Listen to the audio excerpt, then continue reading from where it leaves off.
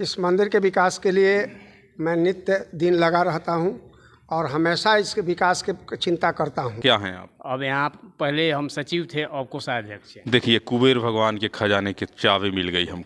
क्या लक्ष्य है आपका इस मंदिर के लिए? अब तक मंदिर में 1,84,30,184 रुपये नमस्कार, मैं आज पहुंच गया हूं थावे। नाम जब कानों तक पहुंचता है तो एक अद्भुत आस्था और एक शक्ति की जागृति होती है मन में। माँ भवानी के प्रति एक अटूट आस्था और अटूट विश्वास स्वतः प्रस्फुटित हो जाता है। आज मैं आया हूँ बिहार के तमाम शक्तिपीठों में प्रचलित थावे भवानी मंदिर, और थावे भवानी मंदिर की ख्याति जिस व्यक्ति के नाम से आज पूरे विश्व में प्रसिद्ध है, वे हैं परम पूज्य भक्त रहसुदास जी, जिनके बुलावे पे माँ भवानी कामरूप कामाख्या से चल करके और थावे तक की लंबी यात्रा तय की थी। यह वही आप देख सकते हैं, आपके सामने विशाल मंदिर निर्माणाधीन है अभी, और मंदिर जिस दिन बन के तैयार होगा बिल्कुल अद्भुत होगा। निर्माण को देखने से पता चलता है कि मंदिर जब सज संवर के तैयार होगा तो पर्यटक और श्रद्धालु मोहित होकर के इस मंदिर की ओर दौड़े चले आएंगे। यह वही मंदिर है जिससे मंदिर के गर्भगृह में माँ के परम भक्त और माँ के परम आराध्य रहसु भगत जहाँ तपस्या किया करते थे, यह वही स्थल है जहाँ भक्त रहसु तपस्या करते थे, जिनके बुलावे पे माँ जगदम्बा कामरूप कामाख्या से बगैर कुछ सोचे और बगैर कुछ समझे सीधे चल पड़ी कामरूप कामाख्या से और आ गई थावे। कहा जाता है कि पुत्र कुपुत्रे न भवती तदपि माता कुमाता न भवती। बेटा कैसा भी हो लेकिन माँ बेटा को कभी दुत्कारती नहीं है। बेटा किसी भी रूप में रहे, कितना ही बड़ा गलती कर दे, अगर बेटा माँ को एक बार पुकार देता है तो माँ दौड़े चली आती है। उसी प्रकार से अपने पुत्र रहसु के बुलावे पे माँ जगदम्बा कामरूप कामाख्या से बगैर कुछ सोचे हुए एक बार दौड़ी और सरपट दौड़ते हुए रहसु भगत के इस मंदिर पे आ गई और उनकी लाज को बचा ली। यह वही परम तपस्वी जिन्हें आज पूरा विश्व जानता है, रहसु भगत का वह तपोस्थली है जहाँ भक्त रहसु कठिन तपस्या करते थे। ऐसा कहा जाता है कि वे माँ के बहुत बड़े भक्त थे और उनका सारा कार्य अद्भुत हुआ करता था। लोगों का कहना है कि भक्त रहसु जंगल से घास काट के लाते थे और उसी का दौरी बाघ के सहारे करते थे।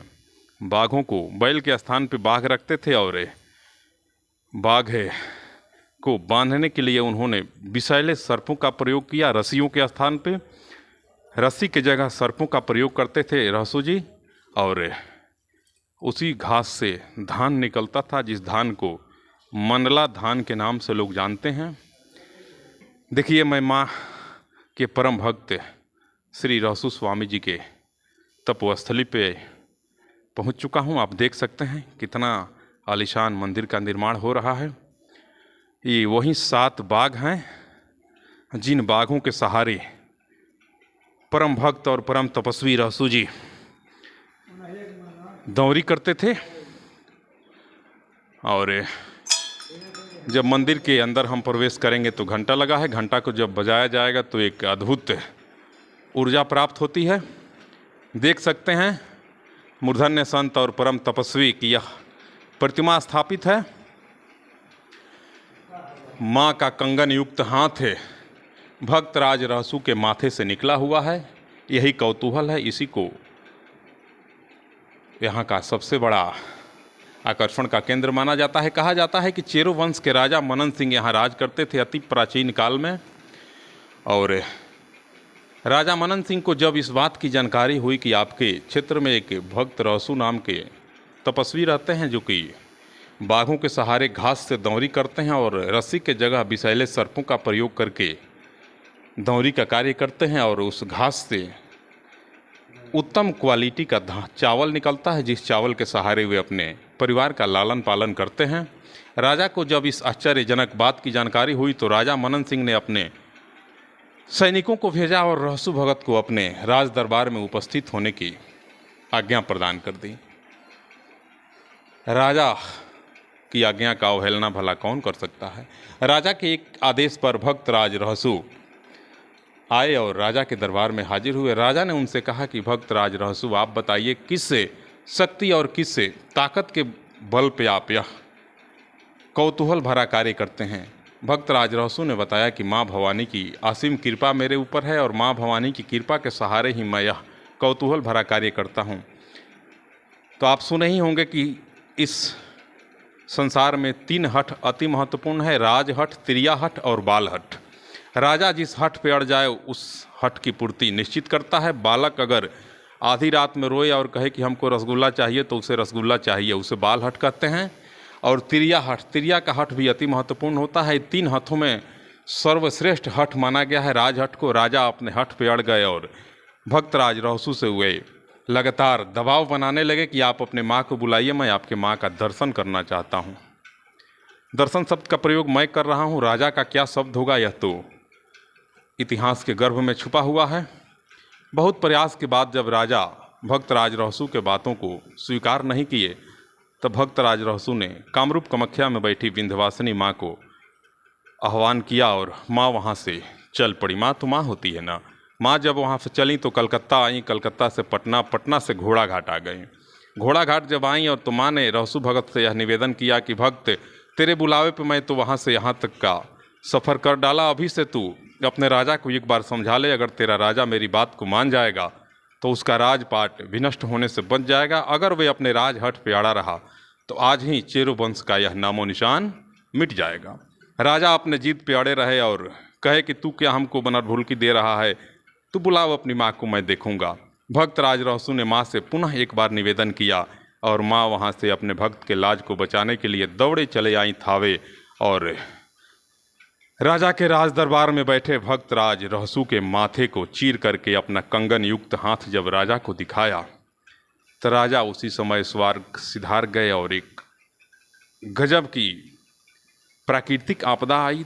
तेज आंधी, तूफान, भूकंप, विघ्नों से भरा वह पल था और राजा का सब कुछ पलक झपते ही विनष्ट हो गया।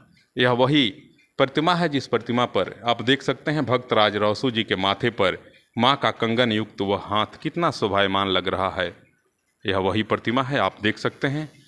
आइए मैं आगे बढ़ के दिखाता हूँ। क्या शुभ नाम हुआ बाबा आपका? बाबू रामदास। बाबू रामदास, यहाँ पुजारी हैं आप जी। कितने लोग आते हैं यहाँ प्रत्येक दिन दर्शन के लिए? अनगिनत लोग आते हैं बहुत से। कहाँ आपकी जन्मभूमि है? यहीं था, वहीं में चित्तूटोला ग्राम। कब से हैं यहाँ? हम लोग को तो यहाँ 30-32 वर्ष हो गया। कुछ कहानी बताइए इस मंदिर के बारे में। यहाँ श्रद्धालु आते हैं अपनी मनोकामना पूर्ति के लिए, माँ से भक्त राज रहसु जी से प्रार्थना करते हैं, उनकी मनोकामना पूरी होती है क्या? जो श्रद्धालु हृदय से अपना मनोकामना मांगता है वो हर चीज़ पूरा हो जाता है, इसीलिए आज विशेष तरह से भीड़ लगता है। आपन का नाम बा बाबा? भरत राम। कहाँ घर बा? चित्तूटोला। कहिया से बानी है जा? हम बानी 20-25 साल से। 25 साल से। कुछ कहानी बताए मंदिर के? कहानी बाबा बाघ लो से दौरी करी। अच्छा जी। हाँ, कटरा चावड़ा में घास होला नु जी, वह काटी या बाघ लो से दाई तो में से चावल निकले जी। वो चावल प्रतिदिन दान करी, अपना भोग भर राखी। जी, पंडित जी गनी तो पंडित जी के बाबा एक सूप चावल रहनी। जी, वो चावल लेके राज में तो राज में से वैसा चावल ना मिलल। जी, कहनी कि जे रउआ राजा होकर ऐसा चावल खाए के नहीं मिलत तो बाबा वो जी दान करता रहे। जी, जी, तो राजा के तकलीफ बुझल, राजा अपना सिपाही के भेज के बाबा के जी बुलवौले। जी, कहले जे रउआ चावल ही कहाँ से लाई ले? जी, तो कहाँ से लाई ले? माई के शक्ति से कतरा घास भूस काटी ले जी, और उहे डाई ले, चावल निकले ला दान को दिले, अपना भोग भर राखी ले। जी, जी, तो माई हमार कुल देवी है तो हमरे कल ना वाली तारा कल आवेली, जी, तू मदारी के काम करना तो माई के देखाओ। जी, बाबा कहनी कि जे माई के देखे के शक्ति रहुआ नहीं है। जी, माई आए तो सब नहीं बाबू ये मन धो डालो में, जी, माई आए तो सब नाश हो जाई। जी, तो वो राजा ना मन ले, जी, कहले जे ना देखब तो तारा के भक्सी में जरा देव। जी। तो वह बाबा सोचनी भक्सी का कहल जाला? भक्सी मैंने आग में जला देव। जी, तो आग में जला देव तो बाबा सोची जब जराइए दी हन राजा जी, तो काहे न माई के बोला दी। जी, तो वह बाबा सुमिरनी तो माई कांवरू कमेछा से चलनी। जी कलकत्ता, पटना, आमी, चौधरा स्थान, मदनपुर, खनवार पिपरा, सासा मूसा थावे के बीच घोड़ा घाट, और घोड़ा घाट के बाद तब ये इतना हाथ दिखाई भई और वही बेरा सब भीष्ट हो गई। बाद में के हथुआ राज आबादी क के न पूजा करे के माई के मंदिर बनौले और किला बनौले। जी ई बाघ के जौन मूर्ति लागल बा ई कब के लागल बा? ई बाघ के मूर्ति लगले घाटी बड़ी 30-35 साल हो गई हुई। जी लोग ये जौन कहेला तौन पूरा हो जाला। हाँ, मांगे दिल से तो सब पूरा हो जाई। जी तब तो जय माता दी कहे के पड़ी रुआ खाली। जय माता जी, जय रहसु भगत की, जय रसु भगत, जय हो रहसु भगत। जय हो रसु भगत। मंदिर के पुजारी थे, अटूट आस्था और श्रद्धा, जा पर कृपा राम के होई ता पर कृपा करे सब कोई। देखिए यहाँ एक स्टॉल लगा है, स्टॉल पे एक सज्जन बैठे हुए हैं, शायद मंदिर विकास के लिए इनका कुछ काम। कहाँ अपन मकान है? हम लोग का मकान पड़ेगा सिसवा नहर, कौन जिला? कुशीनगर। देखिए पड़ोसी राज्य उत्तर प्रदेश के कुशीनगर से श्रद्धालु आए हैं। क्या सुन के आप यहाँ आए भाई जी? हम लोग सुन के आते हैं माता जी बहुत। आपका क्या नाम हुआ? हमारा मोहन कुशवाहा नाम। वाह, मोहन कुशवाहा जी मिल गए और थावे चले आए कुशीनगर से। कैसे आयल बानी? बस से? बस से बाबा धाम से आयल बा। पियर पियर पहनले बानी। अब जाए कि घूम आयल बानी? नहीं, घूम के ओने से आवल जाला लौटाने। ओजा का मंगनी हो? का मांगल जाई? बाबा से मांगल जाइए कि सुखी से रही हैं। हमारा खातिर कुछ मंगनी है कि ना? रहुआ खातिर का मांगे जाई? हम परिचय ना रला। कौन परिचय? एजा का मंगनी है रुआ अपना खतरा? यह मांगल जाला जे देवता मुन से जे सुखी से रही, शरीर ठीक रहे। आस्था है। और क्या शुभ नाम हुआ बाबा आपका? श्री राम। कहाँ घर हुआ? चित्तू टोला। कब से हैं यहाँ? हम तकरीबन 1986 से। कितने श्रद्धालु प्रत्येक दिन यहाँ दर्शन कर लेते हैं भक्तराज रहसु जी का? उसका कोई तो ये थी नहीं। लगभग हजारों 5,000 हो जाते हैं, 500-100 हो जाते हैं। भीड़ होती है खूब। हाँ, भीड़ तो खूब होता है। चलिए एक बार मंदिर के परिक्रमा स्थल का हम सभी। कहाँ घर है आपका? जी सिवान। कौन गांव? सिवान में ये रामनगर। रामनगर। कहाँ आयल बनी रुआ? थावे मंदिर पर पूजा कैनी? हाँ, कैसा लागल? बहुत बढ़िया लगा। चलिए आइए, यही भक्तराज रहसु से जुड़ी विभिन्न प्रकार की किदवंतियाँ, यह परिक्रमा स्थल है। और मेरे साथ हैं यहाँ स्थानीय जिला पार्षद श्री ओम प्रकाश राय जी। आपके तरफ से क्या प्रयास है इस मंदिर के विकास के लिए? इस मंदिर के विकास के लिए मैं नित्य दिन लगा रहता हूँ और हमेशा इसके विकास के चिंता करता हूँ। और विकास में हमारे ये अशोक बाबा हमारे साथ ट्रस्ट में भी हैं और शिवजी राम जी भी हैं। यहाँ के सारी जनता, माता रानी का विकास हो चाहे रहसु भगत जी का विकास हो, हम लोग रात दिन इस चिंता में लगे रहते हैं कि यह पर्यटन स्थल में जिस तरह चयनित हुआ है यह विश्व के मानचित्र पर है। क्या शुभ नाम हुआ आपका बाबा? अशोक पांडे। यहीं रहते हैं आप? जी। अच्छा, कुछ बताइए मंदिर के बारे में। मंदिर के बारे में क्या बताना है, सारा इतिहास तो आप जानिए लिए। जी। इस मंदिर को जो है बहुत दूर दूर से लोग आते हैं। 200 जिला के नमूना बनाना है। वाह, विश्वास है, कर्म भी आप लोग कर रहे हैं, भगवान अवश्य पूरा करेंगे। क्या नाम है आपका महाराज जी? शिवजी राम। मंदिर से जुड़े हुए हैं? जी, मंदिर से जिस समय से निर्माण शुरू हुआ 1986 से, तब से हम लगे हुए हैं इसमें। अभी यहाँ क्या हैं आप? अब यहाँ पहले हम सचिव थे और कोषाध्यक्ष हैं। देखिए, कुबेर भगवान के खजाने की चाबी मिल गई हमको। कुबेर के खजाने की चाबी मिली है। इस मंदिर के कोषाध्यक्ष हैं और विकास के लिए तमाम धनराशि आपके हाथों से खर्च होती है। जी जी। क्या लक्ष्य है आपका इस मंदिर के लिए? अब तक मंदिर में 1,84,30,184 रुपये खर्च हो चुका है। 1,84,30,134 रुपये की लागत अब तक इस मंदिर में आ चुकी है। देख भी सकते हैं मित्रों, अगर इतना खर्च है तो मंदिर की भव्यता और दिव्यता को देखने के बाद यह अंदाज़ा लगता है कि मंदिर जब बन के तैयार होगा तो आकर्षण का केंद्र होगा। अभी तो यह निर्माणाधीन है। क्या नाम है आपका बाबू? गोविंद पटेल। देखिए, फिर गोविंद हमको मिल गए। हे गोविंद। जहाँ जाते हैं वहाँ गोविंद से मुलाकात होती है। वास्तव में गोविंद हमको मिल जाते तो मेरी जीवन की नैया पार लग जाती। वे गोविंद हमको कब मिलेंगे? हमेशा मिलेंगे, अब जब चाहिए तब मिलेंगे, आपके दिल में है। देखिए, गोविंद का भी कहना है कि गोविंद आपके दिल में है, जब चाहोगे तब गोविंद की प्राप्ति हो जाएगी। क्या लगता है रहसु भगत का मंदिर कितना सुंदर बन के तैयार हो रहा है? कुछ कहेंगे क्या आप? इतनी लागत लगी है, बहुत ही ज़्यादा पैसा लगा हुआ है, तो देखने से ही अभी मतलब ऐसा एहसास होता है कि बहुत ही अच्छा, बहुत ही सुंदर मंदिर बन के तैयार होगा और बहुत ही जल्द होगा। वाह, आइए एक बार परिक्रमा कर लेते हैं माननीय जिला पार्षद ओम प्रकाश राय जी के साथ।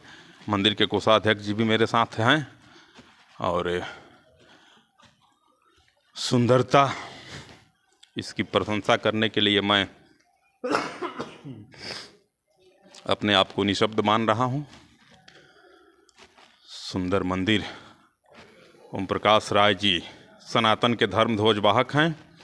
प्रत्येक धार्मिक कार्यों में इनकी रुचि रहती है। मैं सोशल मीडिया के माध्यम से इनको बहुत दिनों से देख रहा था।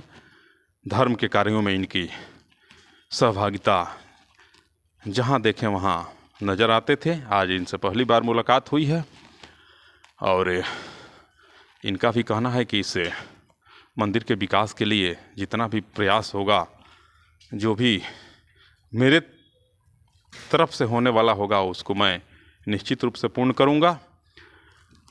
और मंदिर से बाहर मैं जब निकलता हूँ तो मेरे सामने दो सरकारी भवन दिख रहे हैं। एक यात्री विश्राम निवास और दूसरा भी कोई धर्मशाला है। क्या है पार्षद महोदय, सामने जो है यात्री निवास बनाया गया है। 2 यात्री निवास सरकार की तरफ से बनाया गया है।